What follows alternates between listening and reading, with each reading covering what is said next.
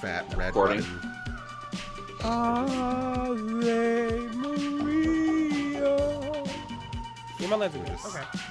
sucking on that big red button. Enough. Yeah.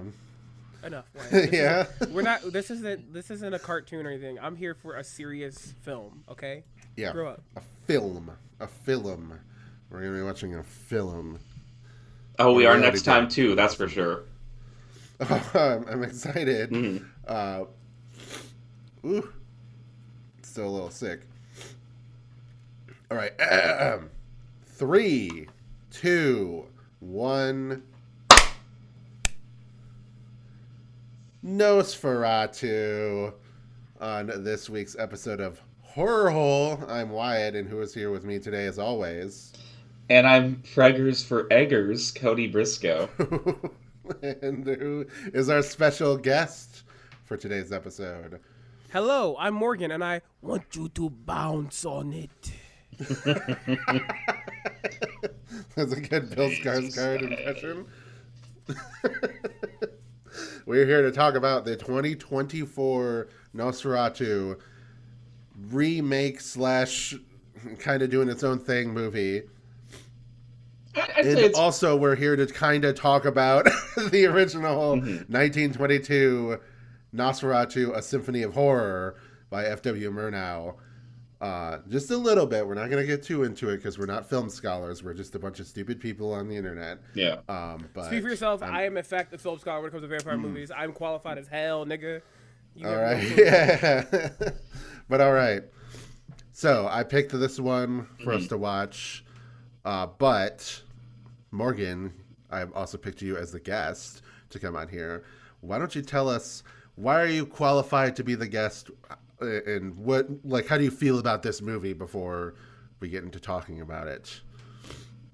Well, I'm qualified because I am the vampire friend. You got to know me deeply Yeah. to know it. Uh-huh. I am too into vampires. I am scarily into vampires. And for this movie specifically, I saw this movie Halloween night at midnight Ooh.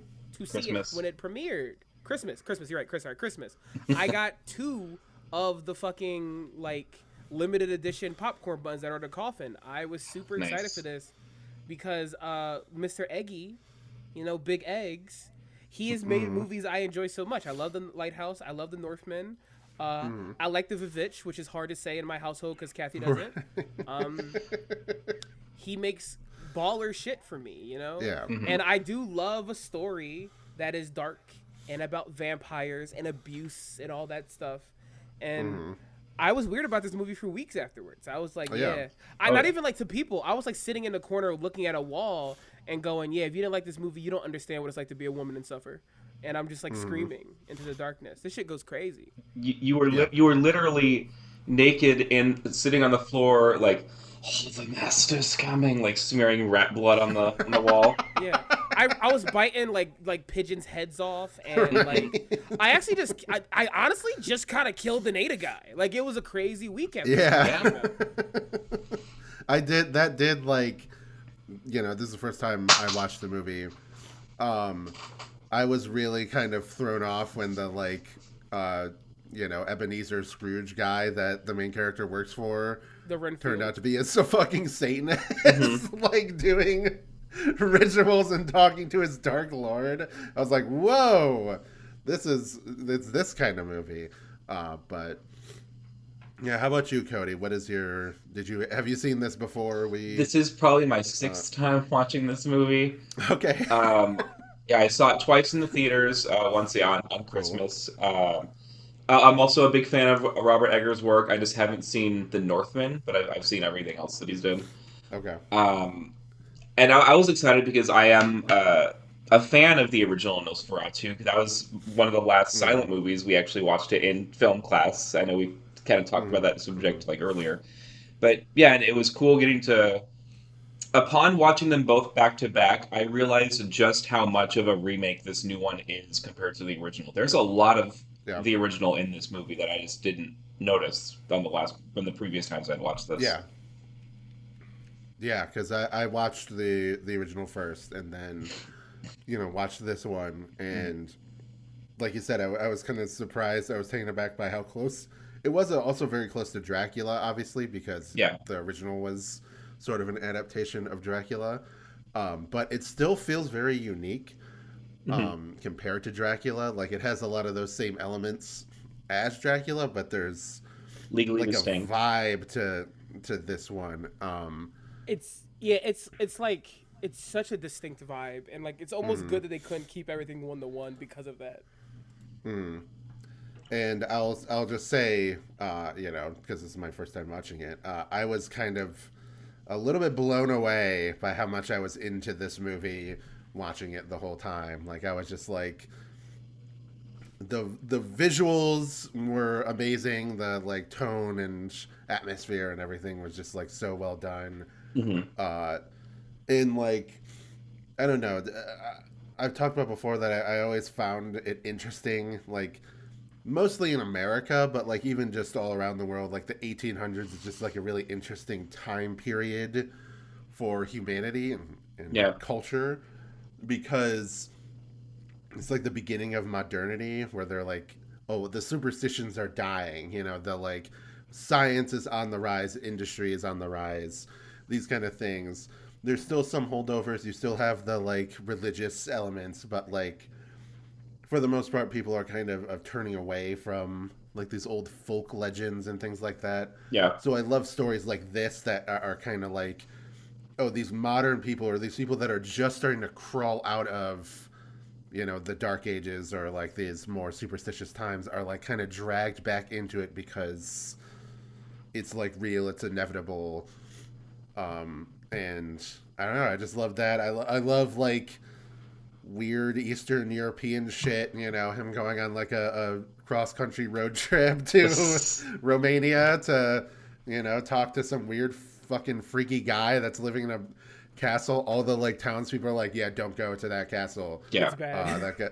That guy's bad news. I will say, like, I'm just gonna keep going though because I need the money. I will say after this, you guys should also check out the 1979 Nosferatu movie too. That one's also crazy good. Cool. It's kind of wild that there's just 3 good Nosferatu. There's that. Yeah. And there's also one, I think it was also made in the 70s about the making of Nosferatu. I think that's the one with Willem Dafoe. Oh in it. yeah, I actually do want to check that one out now that we've watched these, because I remember I think like James Rolfe talked about it at one point maybe, and I was like, oh, that's a really cool concept. Like a fake movie about the creation of Nosferatu, where like the guy who played Count Orlok might actually be a vampire. They're like, who the hell is this guy? I don't know, but we're just hiring him to play the vampire. And then, and that kind of goes into what I was talking about of like, vampires are cool, especially in more modern settings, because there's such a remnant of these old folk tales and folk legends, and like they have just existed in folklore across Europe for like thousands of years.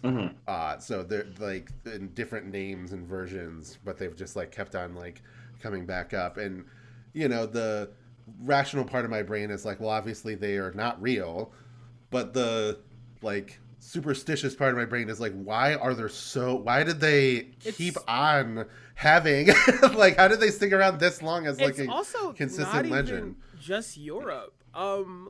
Every culture has a version of weird motherfucker who drink blood and sometimes can't go into sunlight. It's kind of concerning in a lot of ways. Yeah. It is cool seeing those differences like on screen. Like like his vampire fangs in the remake don't look like typical fangs. He bites you on your heart instead of like your neck and stuff. And he like Dude, he does like this disgusting writhing motion where when he's drinking the blood and it looks like he's fucking you. It's like a lamprey in a lot of ways, like a lot of like leeches that like they pulsate. It's so good. It's so sexual. Yeah, I think we're gonna talk pretty generally about the movie instead of like going through it linearly. Not gonna lie, I just fully did not take notes for either of these movies, right? Because I had seen them both. Yeah, I will say that like the going back to like the 20s movie, like that movie it really does still have like such a good vibe to it. Yeah. Like it is like such a good movie, like that you would just, if you're having a Halloween party, you just like put it on the TV and just play it in the background. And even like me, like I didn't actively just sit down and watch it for 90 minutes without looking at my phone or whatever. I was watching it while I was playing through Silk Song. And right. But like, it's just like such a good like tone setter, because like a bunch of cool shit will happen and then like text will appear on the screen for like 30 seconds. That's like, whoa, this has just happened right now. And I'm like, yeah, silent films are cool. Where's the Cabinet of Dr. Caligari remake? We're gonna get more of these German expressionist movies. Let's get Luca Guadagnino to do that one. Yeah. But I will say that like this movie, the 2024 Nosferatu, they did a lot visually to reference like the silent era of movies. Just with the way that it's shot and everything. Even the color grading looks like a colorized version of a black and white movie, which is really fucking cool. A lot of the lighting in this movie is crazy. Like the work they went through to get like some scenes and moments to be lit in a way that you feel like there's just no modern cameras or anything anywhere in there to get these effects is so good. Specifically, there's some scenes between like Thomas and Ellen that that I think of specifically of being lit in a way that makes you feel like I'm just kind of in there with them, like watching from a window, and it's so fucking good. Yeah, and Eggers is like very meticulous with that kind of thing. Like on like The Witch, it was all lit completely with just whatever kind of lighting would be natural, or like candles and shit. And I would just assume that he did the same thing here. I know that I'm excited to check out more from him because I have not seen any of the other movies. I think that what we would probably save like The Witch and The Lighthouse for this show, but The Northman is not Cartoon horror, Buffoons. so I could probably. What the fuck? I'm kidding. Dude, the Northman is really good though. That's another movie me and Kathy saw in theaters. The Northman's great. I call it Vinland Saga if he hated forgiving people, and it's literally what the plot is. Like, yeah, he was just like, actually, revenge is good and killing people is great. Yeah, but they're like, damn, this went bad for me. Well, I tried. Yeah, it's really good. You can also tell that like in the movie, that Robert Eggers is like a queen that used to be a costume designer. All the clothes in this movie fucking rule. I think about them every day. I know he's a bad guy, but Count Orlok is dripped out all the time. So absolutely. Like his furs. They did a great job making him look like a fucking Hungarian like royalty from 1,000 years ago. They like. That's still rocking the same outfit from like the 11th century or whatever.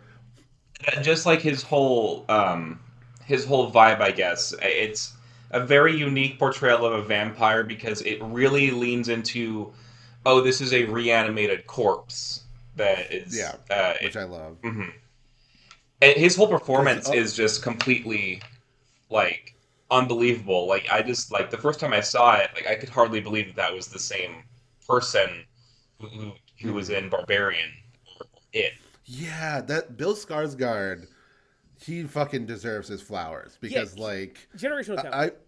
I've originally learned about him because of It, but like it's great as Pennywise in that, but like seeing him as like a normal but kind of off-putting guy in Barbarian, because the whole movie, that whole section of the movie is like all these red flags.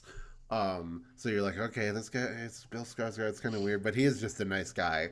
But then seeing him as like another fucking freakish monster man, it's still like I could still like see the face and be like, oh yeah, that's him.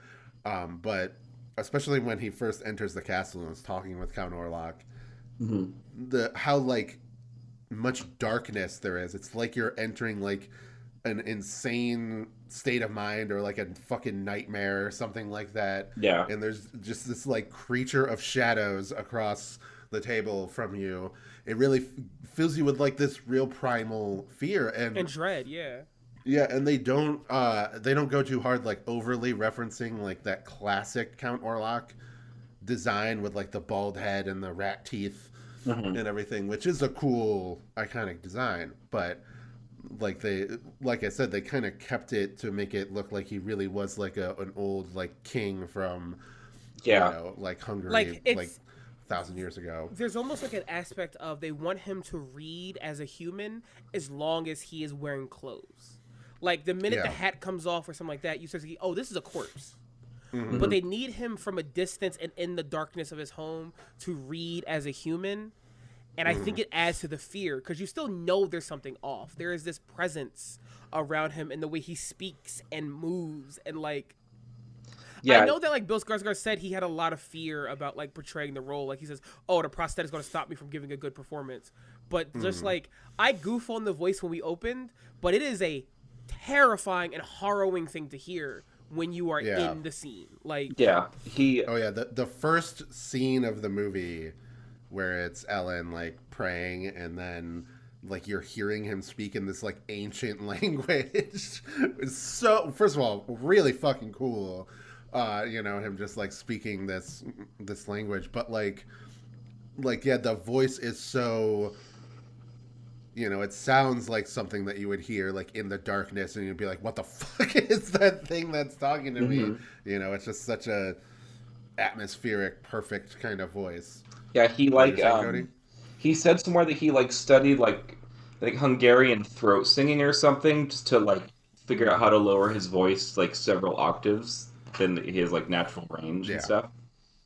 Yeah, I mean, it's really impressive, and like you said, like I like the corpse look because normally with vampires, it's either like perfectly preserved, like, oh, this is a body that has like gained this immortality, has this like thrall, this like beauty Jerry around it. from Fright Night. Yeah, Mhm. yeah, but maybe they also have like a monstrous side, but it's more of like a beast, like that kind of like monster or like a demon. This is just like he's a fucked up mummy or something, and to the point where I was looking some stuff up about the movie. Apparently, they based the design off of Otzi, the Iceman, which is like a famous like a 5,000-year-old mummy that they found, Huh. somewhere in Europe that was like very well preserved, like had like the fur boots and Mhm. everything. So like I don't know, that's like a really cool detail, especially at the final shot of the movie. He looks like very emaciated Yeah. and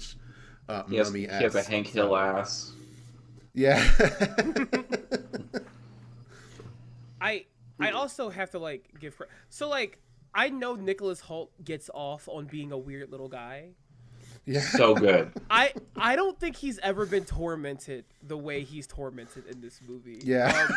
It's really like I like it when stories so this I'll get into this later, but I'm glad that this story like makes sure that you know that Thomas is also one of Dracula, like one of Orlok's victims, in like a very strong sense of the word. Like this movie also has like a great sense of humor. I love the fact that they did it not once but twice, where we have Ellen going, I just miss Thomas. I hope he's okay. And we smash cut to him laid the fuck out on the ground.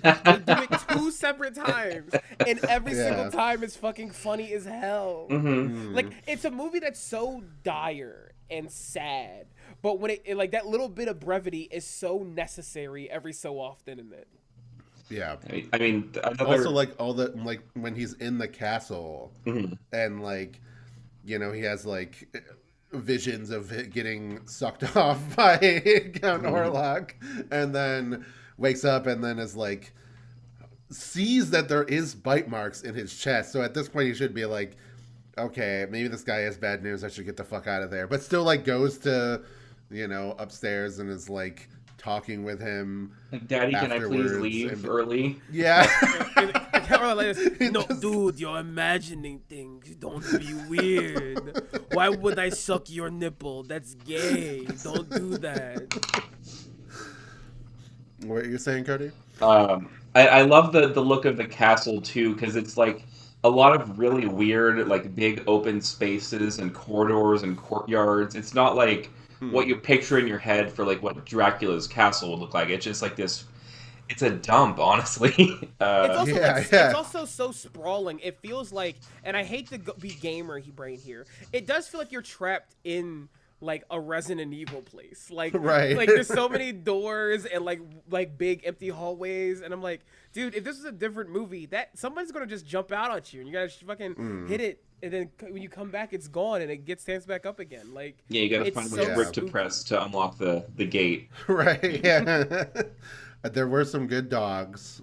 You know, every time that they have like vicious wolves or something in a movie, I'm always like, those are good boys. Look at them. Yeah. So that's good. The animals in the 20s one, I'm sure it's like, oh, this is footage of a now extinct species, probably. Right, yeah. There's like, I remember like watching it and being like, "What is this thing that they're showing me?" Like, I don't even know what the fuck animal this is. We turned those into bull terriers. Listen, yay! Yeah. We snuffed their noses all the way back. Yay! Modern science. Yeah. I do also like. Listen, I think lilly-rose Depp had something to prove here. Absolutely. I feel like she's been in some stinkers, and she's like, "Listen, I have to let you motherfuckers know I can act."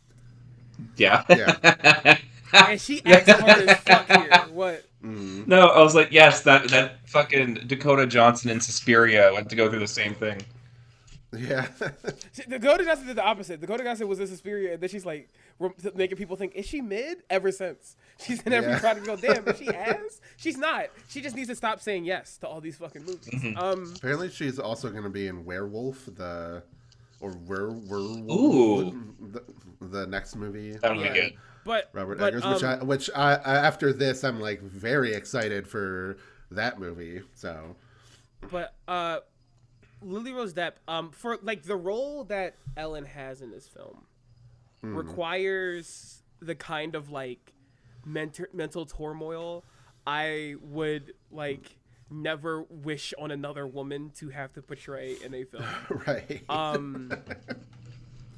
Like Yeah, it's rough, dude. It's rough.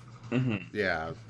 Like, I was thinking about that, like all the scenes of her, like the possession and everything. I was like, this is basically like an Exorcist style, like movie. Even though, like yeah, it has like all those same things of, you know, and even like The Exorcist. That movie is about the idea of like, oh, modern society has like completely forgotten all of the superstition. Here's this like thing from like the dark shadow of human memory that comes, you know, back into the forefront, and they have to be like, fuck, we might actually literally need Jesus to beat this thing. So, like a lot of the this is not a very Christian movie, though. This is not like I would say this movie isn't Christian at all. I think this movie is like not Christian. Yeah. Like this movie is like such at its brass, and like the core of it is truly just an abuse story, and there is no like God's gonna help you or anything like that. Like no, like literally the only way to stop this is to make the abuse forefront and seen in the literal daylight. And I think that's such a cool fucking way to go about it visually, and like the way it works. A lot of the horror for me, kind of like this possession stuff, is just like the horror of like how little we understood about medicine at that time. Because a lot of the most upsetting stuff in this movie is like they're just throwing rags of ether on her, putting her in this fucking corset to compress her to fix her humors or whatever. It's so upsetting to watch. It's like such a gendered horror. Yeah. And like I love this movie, and I love what it's about, and I love vampires, and a lot of vampire stuff does hint on either the abuse of like higher classes of like rich people, or the abuse on like people of color, or specifically in this case women. There's a lot of that in like Carmilla, and like there's a lot of stuff that here, which is like Ellen like loves Thomas, and that's very important, but he's also like, she understands that he is a lifeline and the only man who respects her as a person. So she knows that her ability to escape this situation is dictated on if her husband is around, because of the society they live in. And it's terrifying to just know that your personhood is gone. And like, Just like even his friends is like, hey, maybe she just needs to be like, bled a little bit more. And just like, no, I don't think that's the issue. Yeah. I do love Aaron Taylor Johnson's performance, though. I think he's really good as Friedrich. He got a lot Yeah. of he got some heat for his. A lot of people thought he was bad, but I thought he was a Like the performance was bad, Yeah. or like okay. No, I thought he would. I I think thought the performance I think that the performance He's might throw tragic. people like him and Thomas might throw people off because they speak so like proper and theatrically. But that's just how motherfuckers talked Yeah. in the 1800s. Like this is just.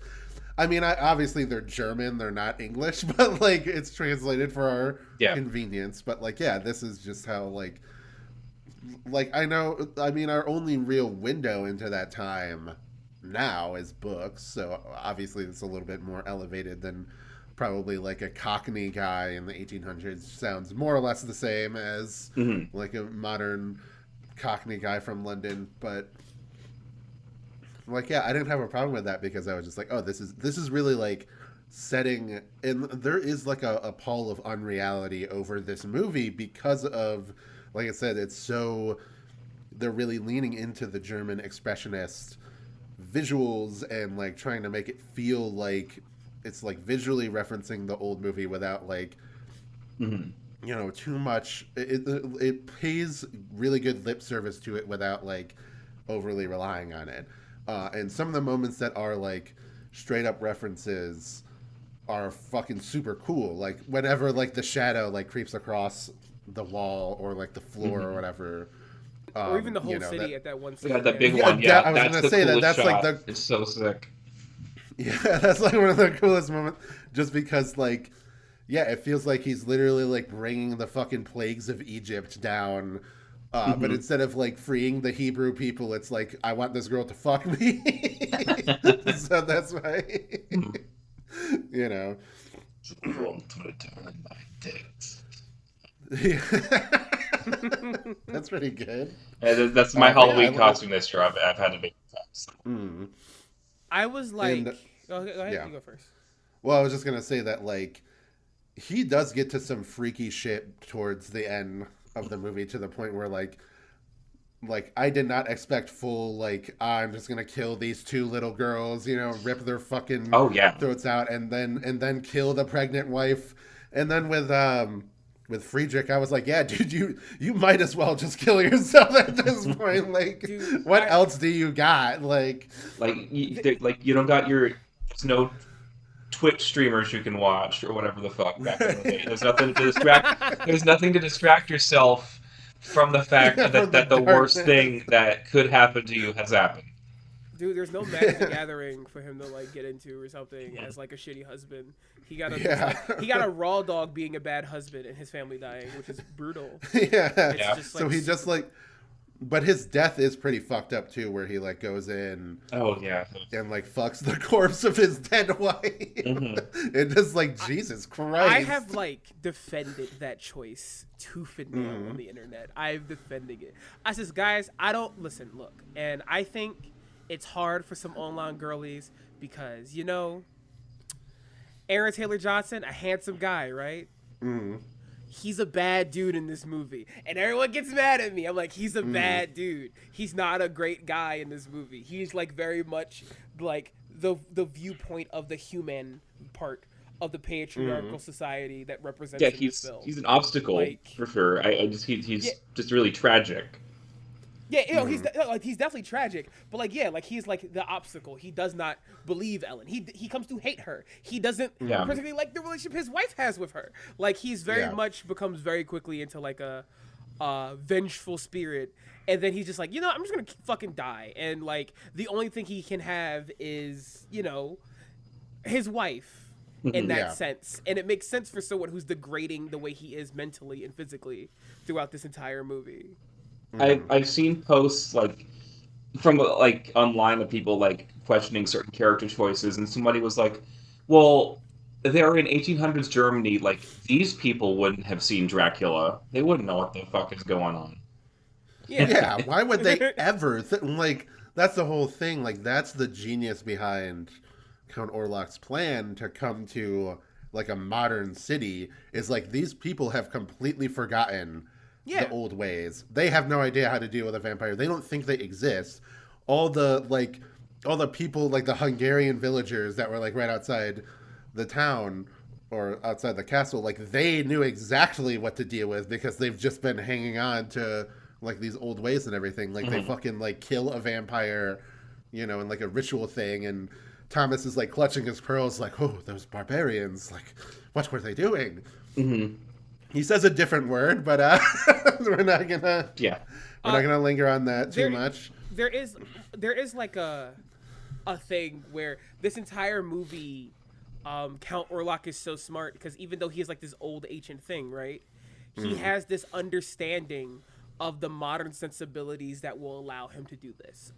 It gets really dark of like, like these people don't believe in all this stuff, and they don't believe of these other people that they see as lesser than them as like cool, white, smart Europeans, you know? They won't listen to the theories they're giving them. They also like, he's also like going after a woman who he's been going after since she was a child. You know, and he knows the society. They're not going to listen to her. She was always a weird kid. You know, that's her issue. She just needs God, and her humor's in a better spot. Like it's like the perfect crime, which is like why the movie is such a good abuse story because like it works like that. It works like being able to move between the systems that will block stuff. You know, like it's fucking rough. I feel like we got to talk about Willem Dafoe. A little bit here. Time of his fucking life. Yeah. Having the time of his fucking life. Oh my god. Because he plays like the Van Helsing style character of like, oh, here's the guy who is a doctor, but he knows what a vampire is. Like he knows all this like occult stuff. And I think that is fascinating that you have like this is the one guy that actually does like is 100% like, oh yeah, Ellen, I believe you. You know, it's a very comforting feeling when he's around her. Yeah.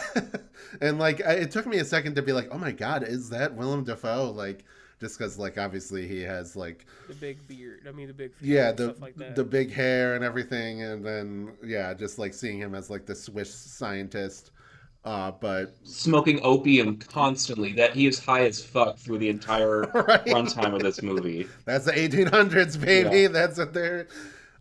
You mentioned it before, but I thought it was really like it's really funny and kind of. Or really fucked up how often they're like, all right, well, we got to fucking like put the gasoline over her face so that she goes back to sleep, you know, just like chloroforming her constantly. Just like, the 1800s, they just were kind of vibing as far as like figuring out drugs and medicine and everything. God. I think about the scene of him like burning the casket with all the rats and stuff, and how he was acting his fucking ass off. That was great. I was like, this is the coolest shit I've ever seen in my entire life. God, he kicks ass. Well, let me ask you this, Morgan. They were very well taken care of, huh? Let me ask you this: do you prefer his performance in this or him in The Lighthouse? Probably The Lighthouse, just because it's a bigger role. Fair. I think like both are good, but I definitely think I think The Lighthouse works because Willem Dafoe and Robert Pattinson have like a crazy chemistry that you only have if like you met a man for the first time and realized you were like soulmates. Or you watched The Sparks Fly. Or he taught you what being gay was when you were 19. Like this sounds good. Like, it's so gay. It's really good, Wyatt. It's really good. And then I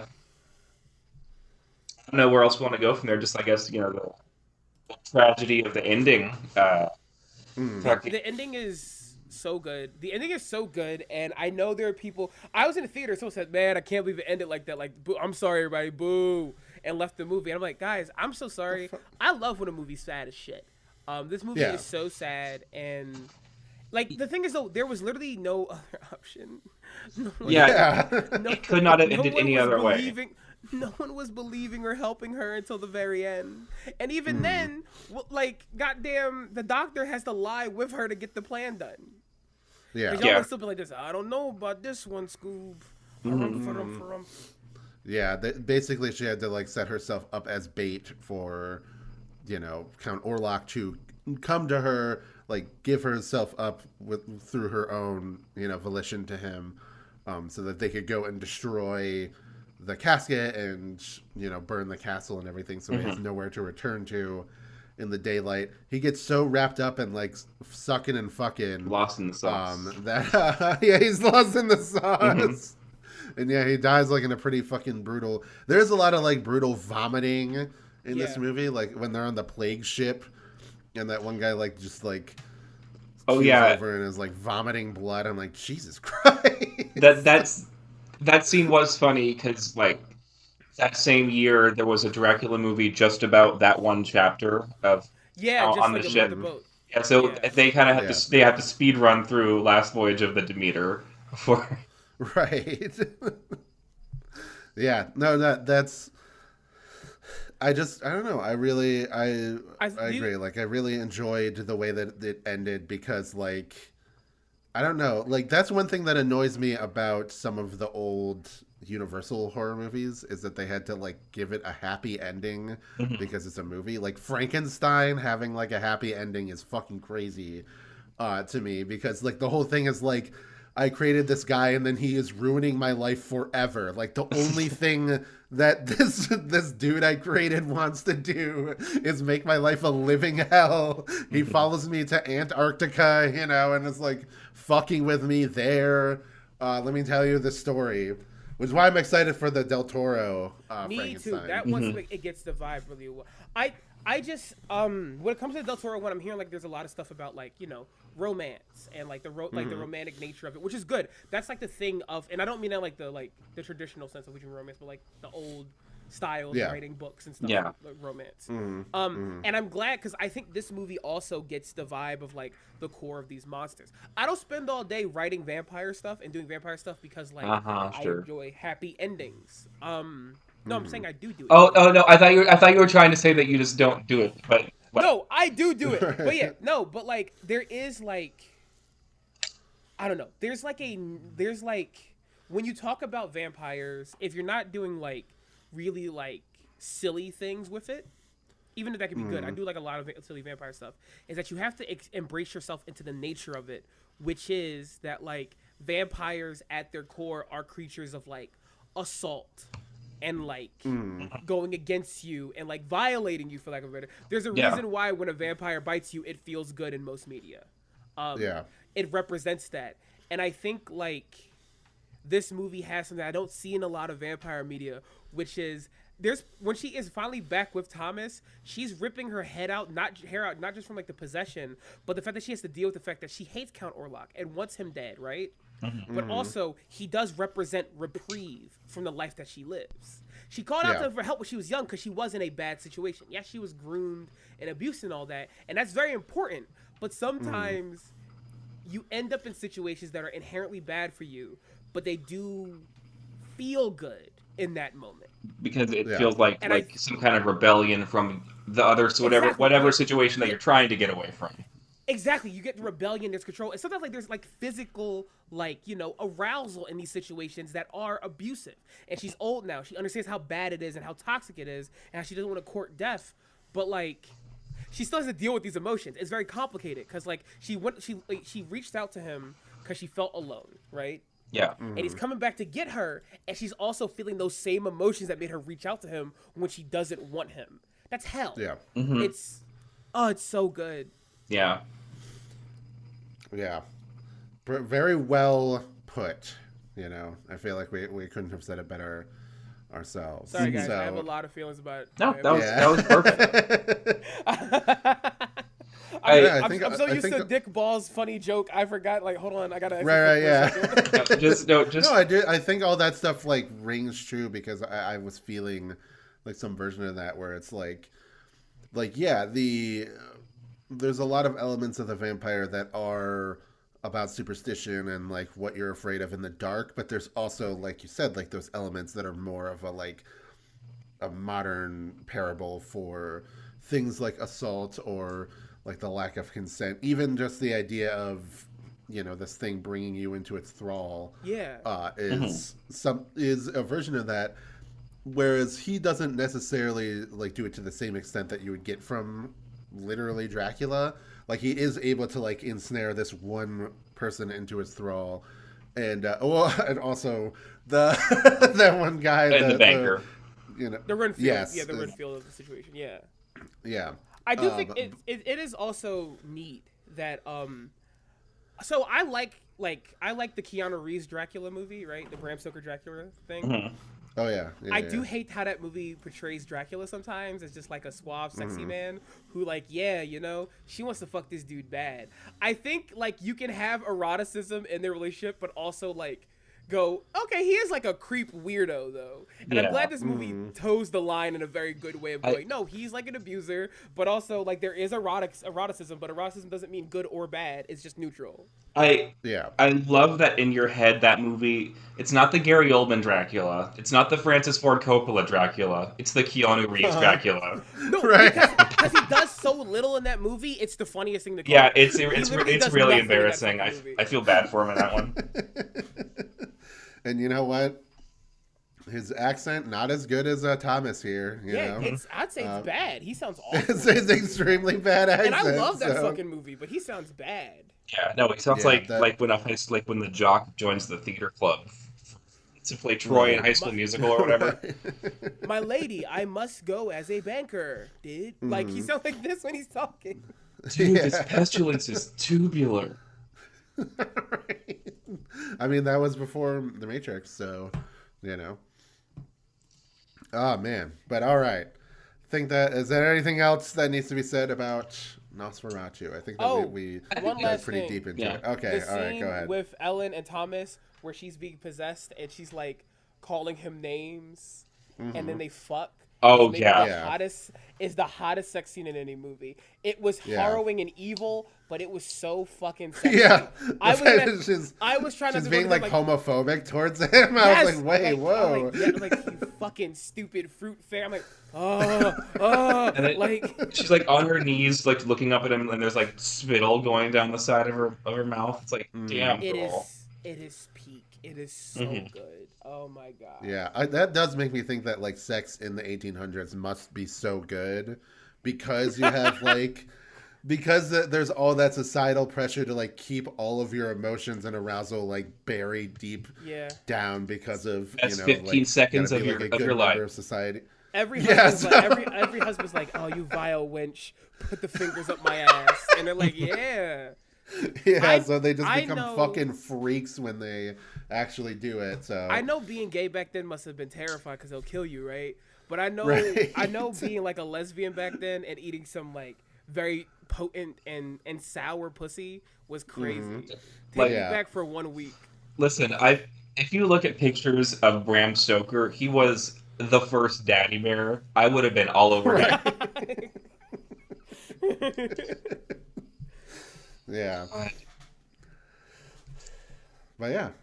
How about you, Cody? Anything else that you want to... Just very great movie. I'm very excited for Werewolf, considering Aaron Taylor-Johnson is going to be the lead in that one. And he is growing his hair out like Slash from Guns N' Roses. He looks so hot and rugged. And I'm so ready for it. Yeah, I'm just into like the whole like... cinematic universe of weird fucked up things happening in Eastern Europe. I'm like, yeah, keep on doing that. Yeah.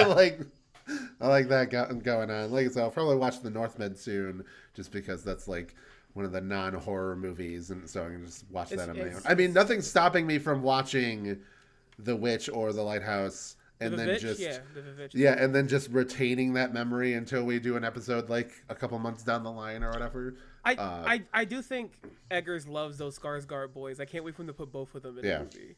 Because like he did The Northman with Alec, and he's like, yeah, I'm doing with Bill, so let's get these guys together. Yeah. Hell yeah. But all right. Morgan, thank you for coming on. How about you plug yourself on all your shit on the internet? Oh, no. Okay.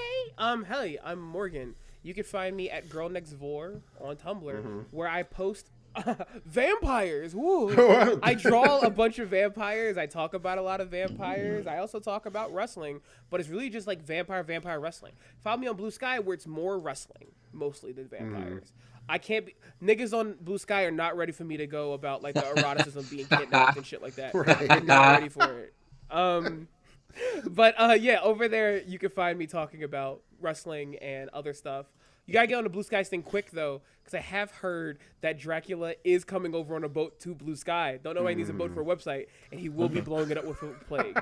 You can also find me at Cartoon Buffoons, a podcast I do with this fucking fruit. It doesn't matter who he is. We talk about cartoons from Cartoon Network's history. That's it. Yeah, it's a lot of fun. Cody was on it one time with Courage. She's going to be on it again to talk about some garbage CN Real show. Can't wait. It's going to be great. You're so excited to. I know you're just bursting with excitement. I am excited because I've never fucking heard of the show that you're making me come on for. Right? Yeah. And it sounds awful. It's literally just ghost hunters, but it's children doing it. And it's like there's like 6 episodes or something, right? Cody said this nigga Cody said that you're making me come on for it. Motherfucker, you asked for this. Don't fucking go. You guys are forcing my little gay ass. No, you want to I wanted to come on to talk about I can't think of anything. Yeah. No. Yeah, you're gonna be like, destroy, build, destroy. With NGWK. No, Isaac wants to be on for that one. Oh, they have the roller coaster one. Anyway, yeah, you can. Oh yeah. Well, I don't know. Maybe we can. It's just it's a trivia show. We're not talking about trivia show. Why? We're well, not doing that's individual the thing. episodes for all of the thing. I can't. No. The only destroy, build, destroy, the Othersiders, and dude, what would happen? Those are the only ones where I consider doing. Well, dude, what would happen in destroy, build, destroy? We might just cram into one episode because Isaac wants to do those two, so we might as well just do them both. We can do one episode that's talking about like the brain rush and Bobby Says and whatever else. There's like one other thing that was only like 6 episodes, and then the Othersiders. I think that's the name of it. I could be completely wrong. I think it's the Othersiders is the name of that show. I think that only had 2 seasons, whereas like Destroy, Build, Destroy had like fucking 4 seasons, and it like went for like multiple years, which is weird. I'm sorry to interrupt you. Breaking news: Brain Rush was filmed at Knott's Berry Farm. I didn't fucking realize that. Cool. Yeah, maybe I don't know. Maybe we'll. Y'all are just saying words. Sorry. You're not no Knott's Berry Farm. End this episode. Well, before I plug Cody, my stuff, where can we find you? I gotta say what we're watching next. Oh yes, that's right. So our next movie is a bona fide classic. It tells a story of kids in their small town having to confront the supernatural. It features one of the most iconic characters in movie history. We are, of course, going to be talking about Ernest Scared Stupid.